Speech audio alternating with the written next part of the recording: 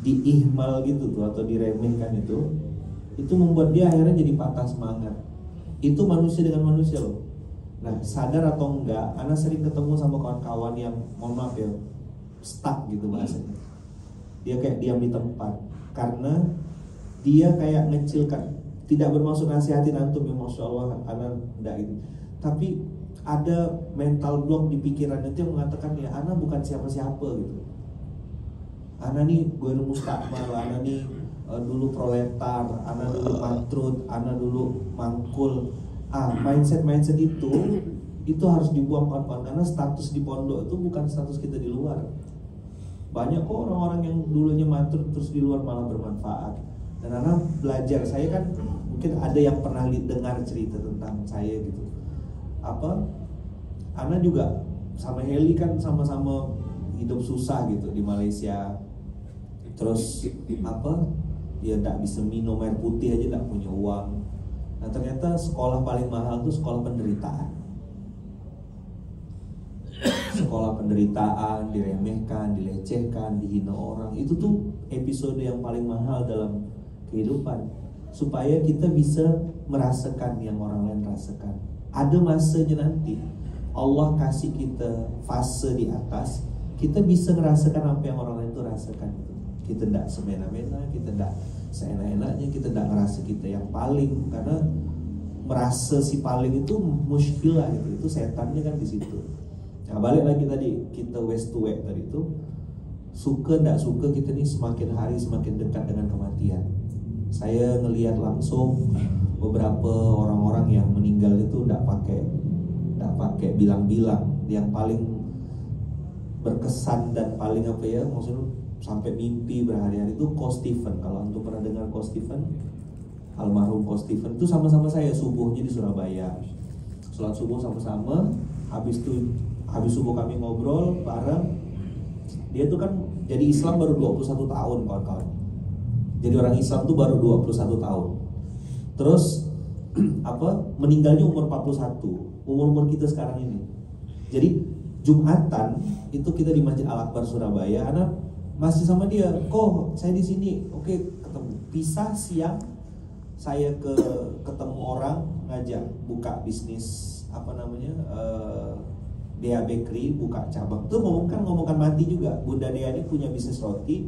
Terus saya bilang gini, Bunda, jangan sampai Bunda ini berhenti bikin roti. Jadikan roti ini bekal untuk mati. Gitulah kira-kira ngomongnya. Jadikan bisnis roti ini bekal untuk mati. Buka cabang Bunda, bukan untuk buka bisnis. Ekspansi ke daerah-daerah, buka dengan niat ini jadi amal ibadah, ladang amal untuk Bunda buka sanggup mati. Lagi ngomong mati, Bang Rizal Armada telepon, Ustadz, Ko Stephen meninggal. Saya bilang, abang ini bergurau.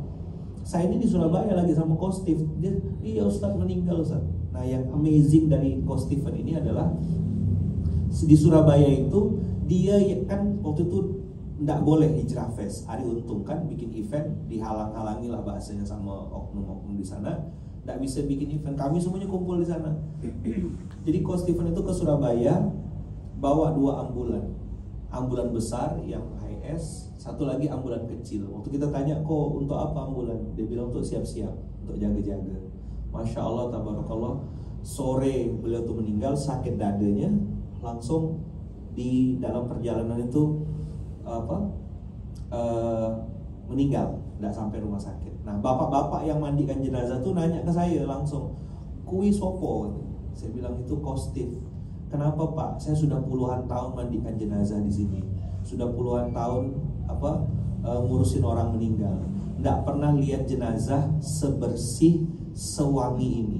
Mohon maaf ya, tidak ada kotoran, tidak ada air mani, tidak ada darah, dan tidak bau sama sekali, kata beliau.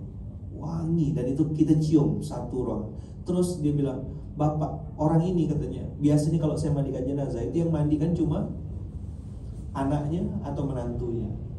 Ini kami nyolatkan jenazah itu sampai 4 kali gelombang, dan itu nggak kenal, nggak saling kenal. Ini siapa nggak tahu. Dan itu wanginya luar biasa. Dan Masya Allah tadi saya bilang ambulan yang dibawanya satu itu adalah ambulan yang dipakai dari Surabaya untuk bawa jenazahnya ke Bandung. Ko Stephen tuh panjangnya teman-teman 195 cm tingginya, tinggi besar, hampir 2 meter. Kuburannya 1 meter, 2 meter. Tukang galinya tuh cerita dikasih 15 cm disisakan depan, 15 cm di belakang. Masya Allah, tabarakallah, itu muat kawan-kawan. Jadi apa sih pelajaran, maksudnya cerita itu ya? Jadi sepanjang jalan tuh wangi, mobil tuh tidak ada halangan, tidak ada macet, tidak ada apa. Jadi dia bawa sendiri matinya. Saya ingat pesan dulu di Gontor gitu ya, in ahsantum ahsantum li anfusikum. Itu umur-umur kayak kita nih memang udah harus bisa menentukan skala prioritas.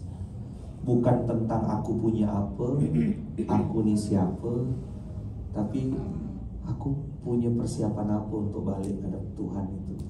Jadi umur-umur kayak kita nih, ya gurau, ya canda, ya kerja, ya bisnis, ya profesional di karir, ahlan wa sahlan, silakan. Tapi kita semua pasti mati, pasti balik. Dan kita akan ninggalkan istri, akan ninggalkan anak, yang itu nanti juga mudah-mudahan jadi keluarga kita sampai surga.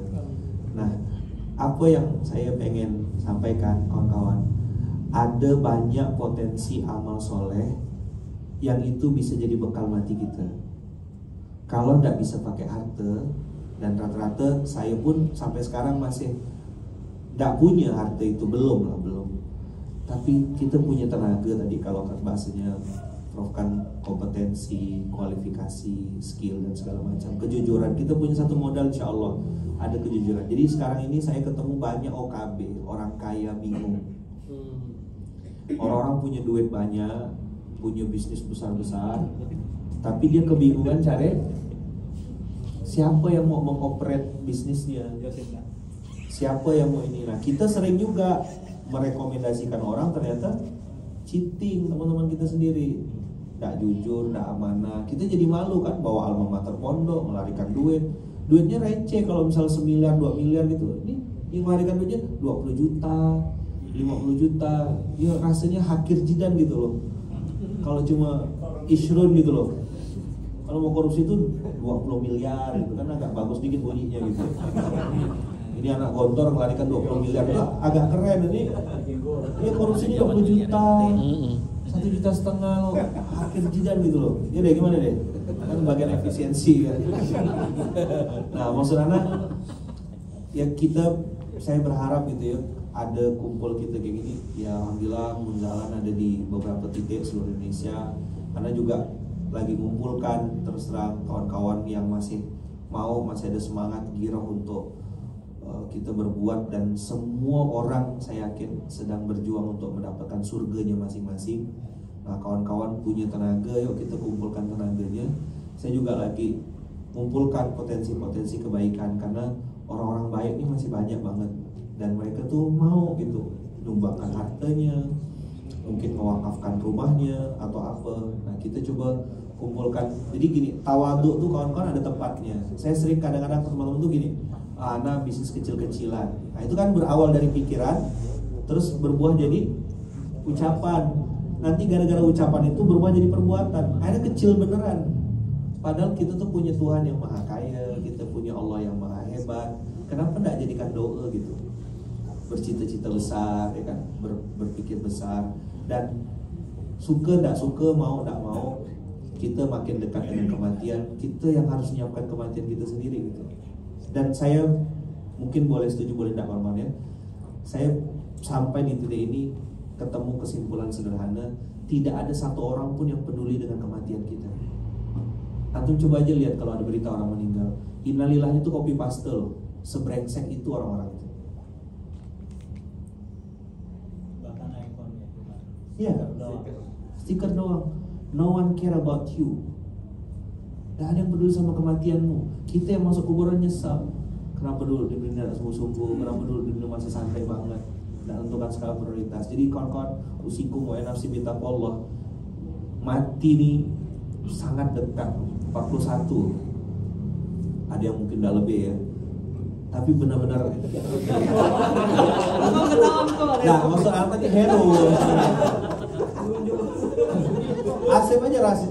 Mana rahasia apa sih itu?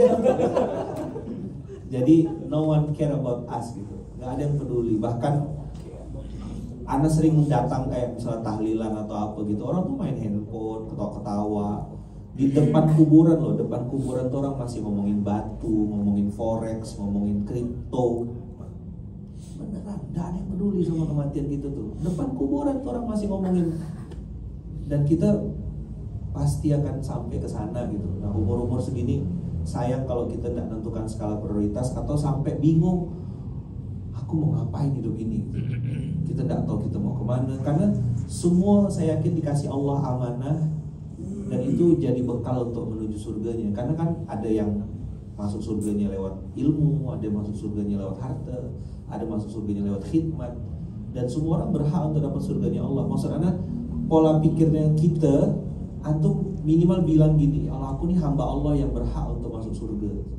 Aku nih hambamu ya Allah yang berhak untuk dapat ampunanmu. Sekotor dan sehina apapun kita di masa lalu kan.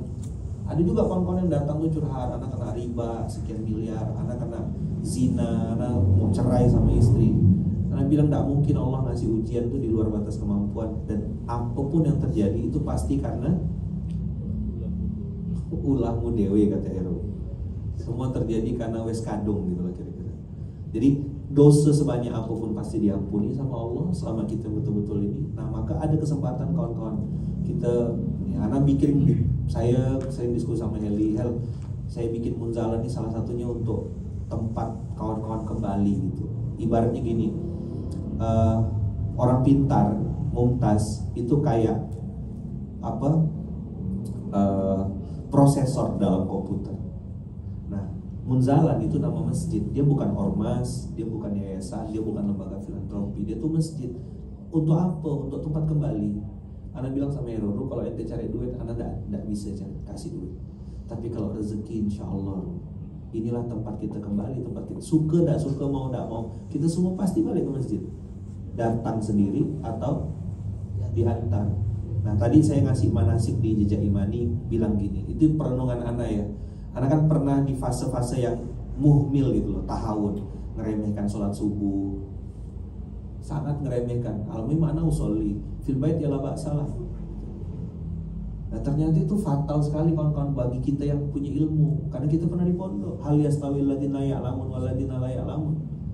Ana dibantai Allah, benar-benar dibantai. Air putihnya nggak mampu beli, padahal cuma 60 sen.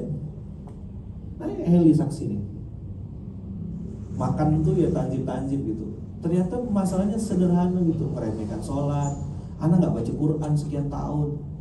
Nah, tadi makin kuat gitu pemahaman. Bukan Ana yang nggak mau baca Quran gitu. Jangan-jangan Quran yang nggak mau dibaca sama kita. Saking pintarnya kita tuh, saking yahanunya tuh, sampai Quran sendiri nggak mau dibaca sama kita. Karena waktu kita lebih banyak baca trading, baca forex, baca TikTok, baca Instagram.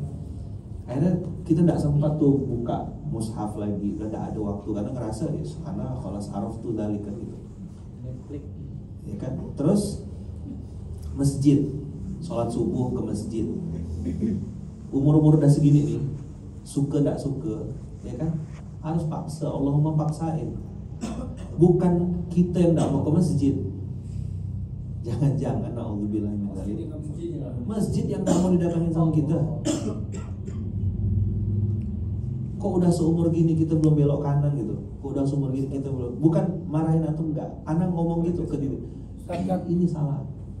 Ya udah nangis.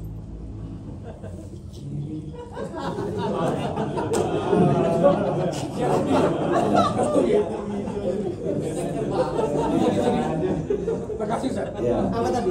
Tisu apa lah? Jadi ayo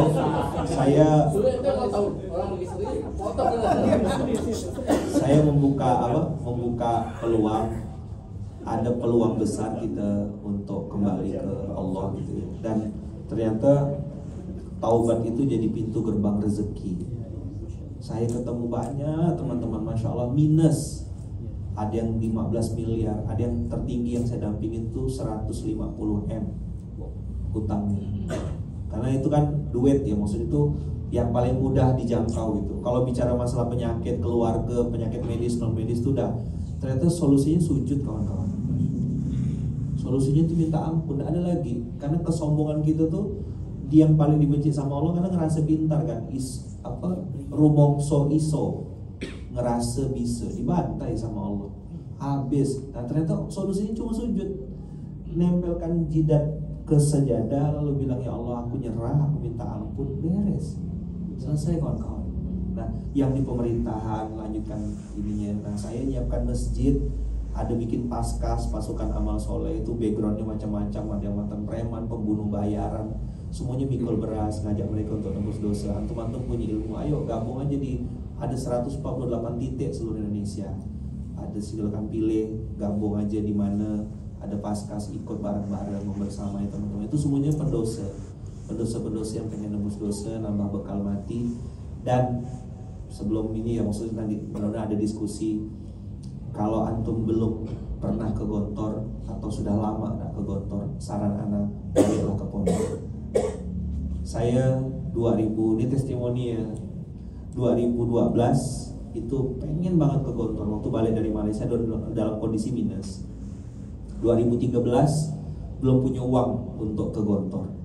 Baru punya uang tuh 2014. Saya baru punya uang 2014, baru bisa ke Gontor. Ngapain 2014 ke Gontor? Minta doa sama minta restunya, minta ridhonya kiai. Jadi enggak. Jadi banyak alumni senior yang saya sampaikan ini juga pada nangis gitu, pada nyesal. Oh iya ya, hampir semua setan di pikirannya apa? Anak proletar, anak goir mustakmal, anak wis basi, apa lagi? Anak goir masyhur, anak mafi syae. Itu Underrated person. yes, anak underrated person, anak proletar. Itu mindset setan kawan-kawan. Kiai itu antum datang ke pondok, ya kan? Bawa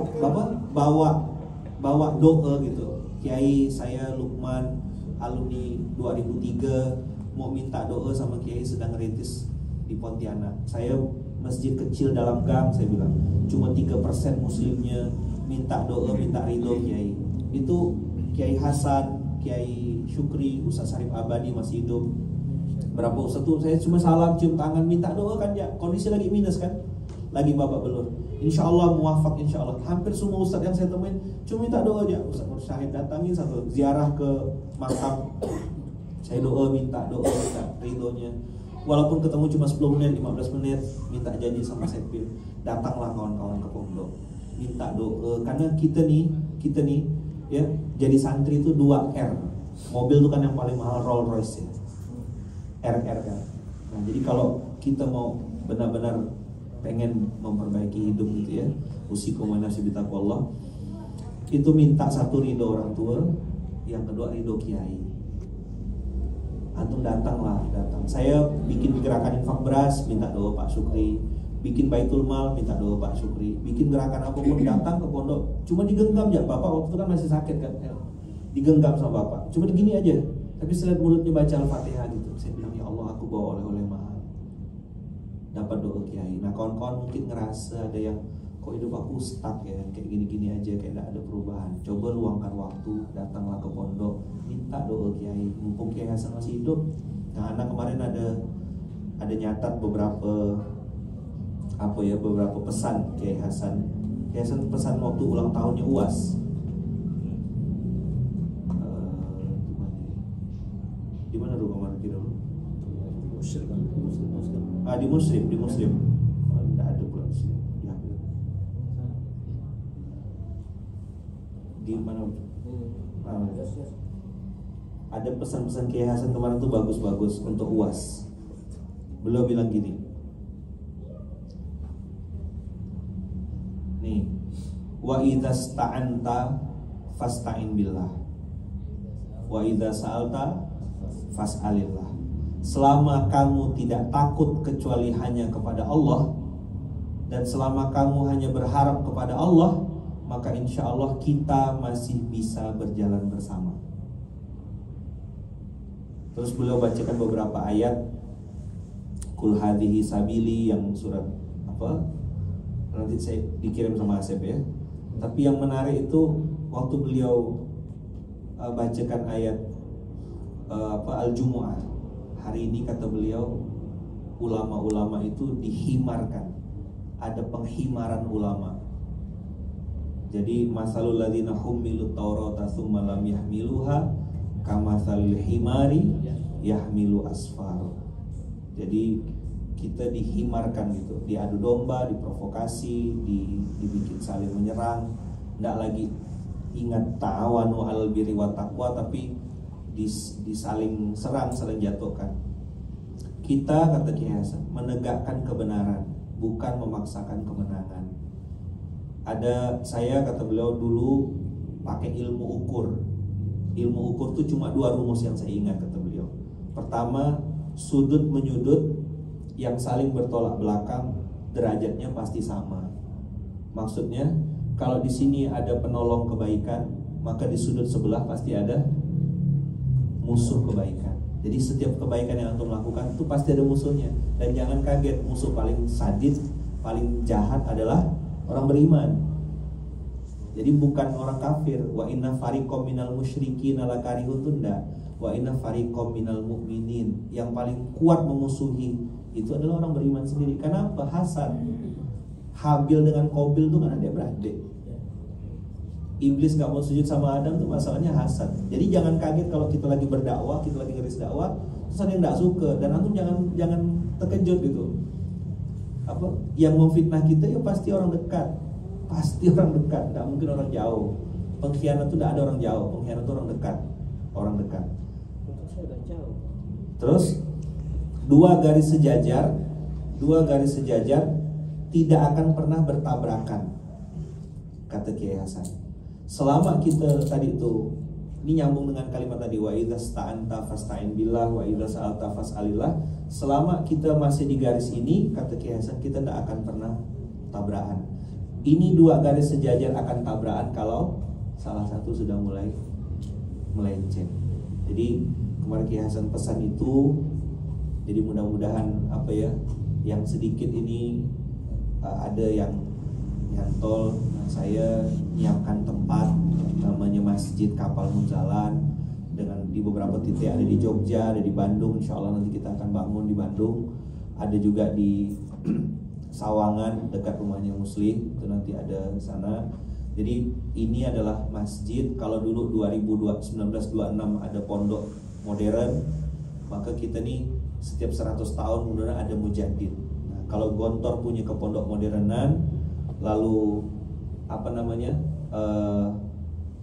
Muhammadiyah punya ke Muhammadiyahan. Nah, ini kita punya doa, minta doanya kawan-kawan di 2026 ini kita ngajak umat ini kembali untuk ke masjid. Jadi namanya kemasjidan. Jadi peradaban besar tuh dimulai dari masjid. Karena nabi yang kita sebut 2 nabi itu, Nabi Ibrahim alaihissalam itu ninggalkan 2 masjid, Masjidil Haram sama Masjidil Aqsa. Nabi Muhammad SAW juga meninggalkan 2 masjid, namanya Masjid Kuba dan Masjid Nabawi. Itulah peradaban yang bisa long lasting sampai ribuan tahun. Nah, pilihannya tinggal ada 2, kita mau diantar atau mau datang sendiri. Nah, peradaban-peradaban besar ini yang mudah-mudahan kita bisa wariskan untuk anak cucu kita. Ada namanya KWP, kawasan wakaf produktif, atau mungkin bahasa sekarang co-working space, creative center, apapun namanya, itu memang kita bikin berbasis wakaf. Jadi nanti itu kawan-kawan ada tanah-tanah wakaf yang kita bebaskan atau yang kita manfaatkan. Di atas tanah wakaf itu kita bikin pusat kreativitas, pusat bisnis, coffee shop, pelatihan barista. Alhamdulillah kita punya beberapa teman-teman yang memang ini. Tapi tadi bahasanya kan, kalau datang niatnya duit, ya cuma itu yang akan kita dapat. Tapi kalau niatnya kita bertaubat, perbaiki diri, insya Allah pintu rezekinya pasti banyak. Nah, saya membuka ruang, ayo kawan-kawan kita diskusi tumpuk tengah. Kita, Yazid, masya Allah, kita kumpul tumpuk tengah. Kalau antum tawaduk itu ada tempatnya. Jadi kalau memang punya skill di situ, punya keterampilan, kompetensi di situ, ayo kita sama-sama totalitas. Mudah-mudahan kita bisa bahasa dulu di Gontor apa? Negeri Suliman Ba'dana. Kita ninggalkan sesuatu untuk anak cucu keturunan kita. Harus ada legacy kawan-kawan. Jangan sampai mati konyol, jangan sampai mati bodoh, jangan sampai mati tidak ada apa-apanya gitu. Ya kita tidak tinggalkan apa-apa sama sekali gitu. Dan tadi ya, kesadaran yang saya simpan di otak saya, tidak ada satu orang pun yang peduli dengan kematianmu. No one care. Tidak ada. Innalillahnya copy paste, karangan bunganya terpaksa, nyolatkan jenazah kita juga dorong-dorongan, lu aja gue di sini aja. Kita lah yang nanti akan naudzubillah min dzalik nyesal dengan kematian itu. Mumpung ada tempat, kawan-kawan, saya bikin dan di statement dari 2012, Munzalan di atas dan semua golongan, tidak terafiliasi dengan ormas manapun, partai manapun, dan itu kita jaga betul-betul. Termasuklah dengan izin Allah hari ini ada 6.800 pondok pesantren yang terima beras, dan itu prioritasnya alumni Gontor. Kita prioritaskan, walaupun sekarang ada 3 masalah besar kan, donasi turun gara-gara ACT kemarin, kemudian harga beras naik karena ada mafia-mafia yang masih pengen menguasain beras ini, kemudian yang ketiga pondok-pondok bertambah. Jadi di daerah-daerah kawan-kawan kayak di Sumatera itu ada 6.800 pesantren. Sumatera, pedalaman Sulawesi, sama pedalaman Kalimantan masih banyak pondok-pondok pesantren itu yang puasa, Riz. Puasanya puasa Daud. Jadi bukan puasa Senin Kamis, puasa Daud karena tidak punya beras. Dan itu bukan pesantren sebenarnya. Itu saya nyebutnya TPA, tempat pembuangan anak. Jadi berzinanya, mohon maaf, berzinanya di Malaysia, tidak bisa ini, akhirnya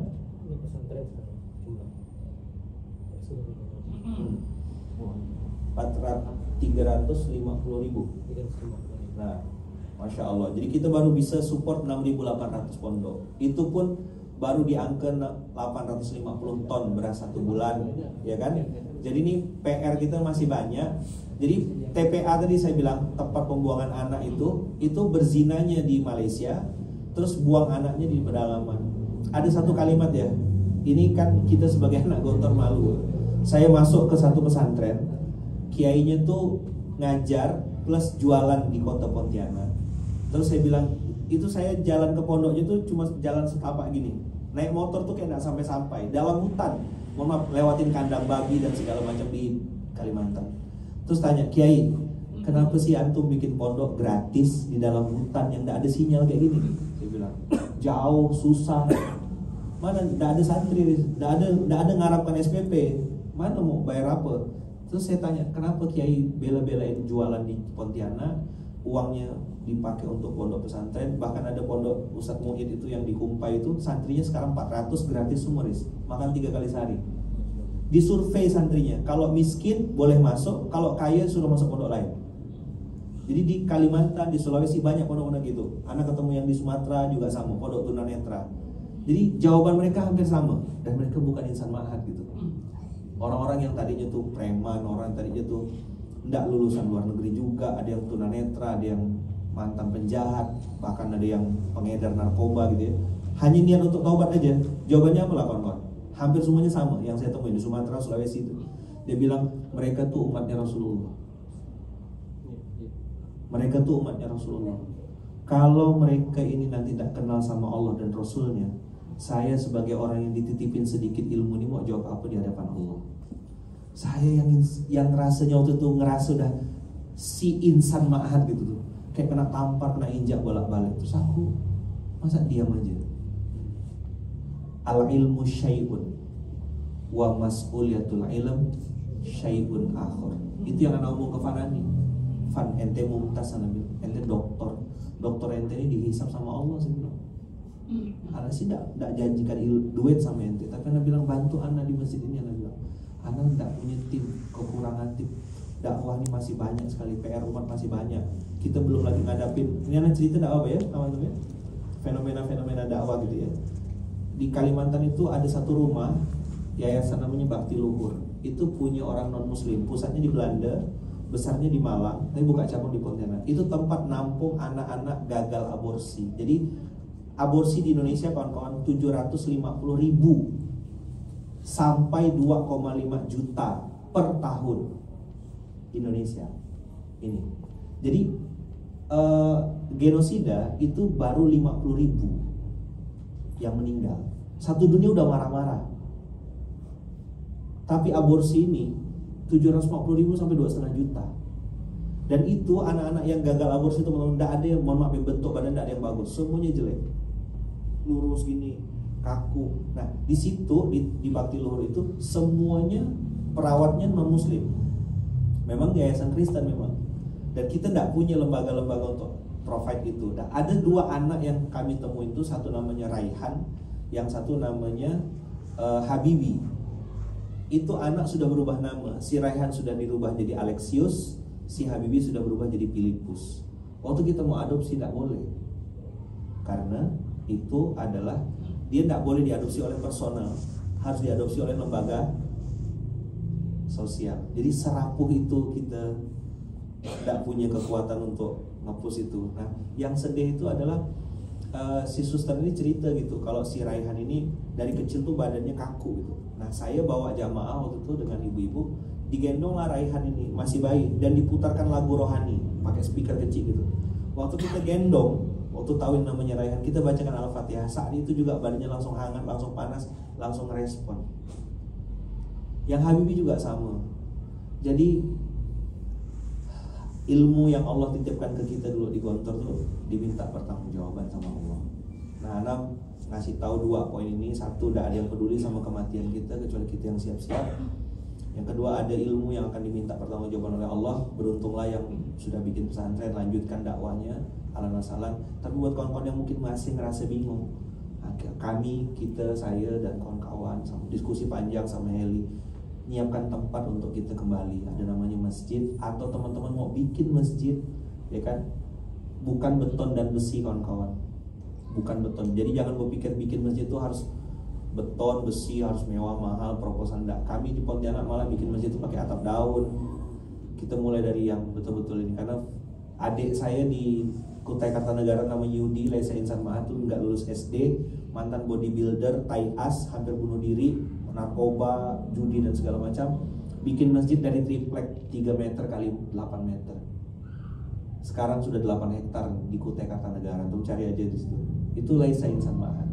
Ada nama adik saya di Baru, Sulawesi Selatan, itu namanya Syahid. Itu juga Laisa Insan Mahat. Anak HIPMI putus asa gara-gara dia muak gitu dengan kebohongan di waktu zaman HIPMI itu, bantuan sosial pakai helikopter, isi dalamnya mie instan sama baju bekas. Saya bilang sebrengsek itu orang-orang, kata dia. Terus putus asa bikin gerakan sosial bedah rumah dan segala. Saya bilang tidak ada peradaban besar dimulai dari sekretariat. Peradaban besar itu dimulai dari masjid. Nah, Syahid ngerintis masjid di tempat yang Darul Ma'asi. Kalau antum buka di Google nanti, di Baru, Sulawesi Selatan itu 2016 saya dampingin Syahid itu. Kecil masjid, tanahnya. Di sini tanahnya, belakangnya itu sungai, itu tempat orang ngelarung sesajen. Kepala-kepala kerbau, kepala-kepala kambing itu dilarungnya di sungai itu. Lalu di depannya lurus itu tempat prostitusi, pelacur-pelacur yang 150.000, yang ya itu bisa marotan ya. Ya kan? Itu Asep tidak pernah coba soalnya. Tahu dia. Customer. Ya, member VIP. Very important pisan. Jadi depan sini prostitusi, minuman. Di atas gunungnya itu tempat orang minta nomor togel. Kuburan tua. Belok kanan sebelah sini bencong, gay. Dan hari ini Dani Sherlock. Ya. Nanti ada Sherlock ya. Syahid. Maaf ya ini. Ya. Jadi Syahid hari ini dengan izin Allah punya santri sudah lebih dari 300, semuanya gratis seluruh Indonesia. Punya masjid cabang sekarang lebih dari 6. Kemudian sudah mau adalah Gontor, bahkan Pondok Kurel Langit ini, dan itu dimulai dari masjid. Nah, anak cerita-cerita gini maksudnya mungkin ada trigger kecil gitu di hati kawan-kawan untuk mulai menentukan skala prioritas. Kita tidak selamanya hidup, jangan dikira kita masih lama gitu. Mati itu benar-benar dekat dan tidak ada yang peduli sama kematian kita kecuali kita sendiri. Dan ilmu yang Allah titipkan sama kita antum sebarkan gitu. Nah, jadi konkretnya adalah ada masjid kapal jalan, atau antum mau bikin sendiri, kita ngobrol-ngobrol. Ada juga kami bikinkan namanya platform digital, ada Ustaz Helmi di situ, di dalamnya ada kawan-kawan namanya Ruang Kehidupan. Itu adalah platform seperti Netflix atau Ruang ini untuk kawan-kawan yang punya kecenderungan kepada ilmu, suka mengajar ilmu apa saja. Selama itu ilmunya bermanfaat, itulah nanti kita bawa kan, sedekah jariyah, ilmun yuntafa'u bihi, sama waladun soleh yang mulahu. Jadi ilmu yang yuntafa'u bihi itu bisa antum ajarkan via Zoom, dan itu kita urus sampai royaltinya, sampai fee-nya dan segala macam kita susun sama-sama. Nanti antum tinggal buka aja ruang kehidupan. Nah, jadi saya membuka, ini ada Ustadz Hero di Surau Duta Munzalan. Mudah-mudahan ini bisa jadi base camp kita bersama gitu. Duduk ngumpul sama-sama untuk kita cari bekal ngadap Allah dengan bekal yang terbaik. Doa kita ada 5. 1, hidup kita semoga istiqomah. Yang kedua, wafatnya husnul khotimah. Yang ketiga, alam barzahnya indah. 1, surga sama Rasulullah dan bisa berjumpa dengan Allah. Siapapun antum hari ini, apapun profesi kawan-kawan, antum kita semuanya berhak untuk hidup bahagia, berhak untuk dapat surga, berhak untuk dapat peluang untuk bisa satu surga sama Rasulullah. Yang lalu biarlah berlalu, ada kesempatan untuk kembali ke Allah, dan Allah tunggu kita semuanya gitu. Ana nyiapkan platform ini, Baitullah atau masjid ini, untuk kita sama-sama gerak bareng-bareng. Ayo yang punya skill di bidang keilmuan, ayo Alan. Yang punya bisnis, ayo kita besarkan bisnisnya. Yang punya skill di bidang keilmuan, ayo kita ngajar sama-sama. Pondok-pondok nanti mau upgrade guru, saling kolaborasi antar pesantren, upgrading skill guru, ya kan? Kemudian upgrading potensi-potensi pesantren. Kita bikin kawasan wakaf produktif, misalnya one pesantren, one production center. Misalnya ini pusat kambing, ini pusat apa saja. Nanti kita tumpuk tengah, nanti kemudian dalam aplikasi tadi itu bisa ada yang bisa kita kolaborasikan, dan ini semua kita niatkan untuk jadi bekal kita ngadap Allah, bekal kita untuk meninggalkan anak cucu keturunan yang tidak lemah ya, karena berbahaya sekali kalau kita tinggalkan keturunan yang lemah. Itu kira-kira kawan-kawan, saya sangat menyayangi antum semuanya karena Allah. Tidak berani saya menjanjikan apapun, tapi kalau kita mau jalan bareng-bareng, insya Allah kita bisa lakukan ini lebih baik insya Allah ya. Jazakumullah sangat jaza kehadiran kawan-kawan semuanya, kehadiran antum tadi yang diobrolkan tuh menurut saya ide-ide yang brilian, bagus-bagus semuanya. Yuk kita konkretkan, jangan sampai kita walk the talk, talk the talk, gitu lah ya. Apa Bre? Presiden Asep kan? Walk the talk, talk the walk. Ya, menangkap burung puyuh di Bukit Selasih. Thank you dan terima kasih. Assalamualaikum warahmatullahi wabarakatuh. Assalamualaikum warahmatullahi wabarakatuh.